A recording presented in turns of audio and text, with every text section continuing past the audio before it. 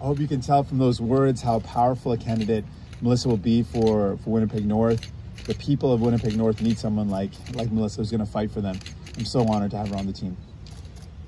I also want to acknowledge the territories that we're gathered on before I continue. I want to acknowledge that we're on the Treaty 1 territory, the traditional land of the Anishinaabe, the Cree, the Ojibwe, the Dene, the Dakota, and the homeland of the Métis Nation.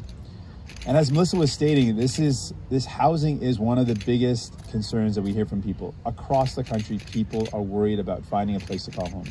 It is one of the biggest concerns in people's lives, and it is one of the biggest things that people need to be able to start their life. Melissa was pointing that out, that if you don't have a home, everything else in life is so much harder. It's harder to have stability. It's harder to be engaged in the community. Everything else in life is so hard. And for a lot of families, you can't even contemplate growing your family or taking a next step in life unless you have a place to call home. So it's so important. And that's why we are going to fight to make sure people have a place to call home.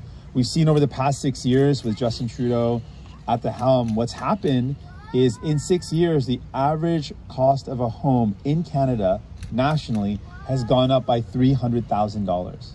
That is a huge increase, and it's one of the highest increase amongst OECD countries. Housing, buying a home, renting a home has all gone up because Justin Trudeau and the Conservatives before have not made the right investments to tackle this problem. We are going to tackle this problem. We are going to make sure it's a priority. Before I get into some of the solutions that we're going to propose, I want Gabriel and Nicole to share their story.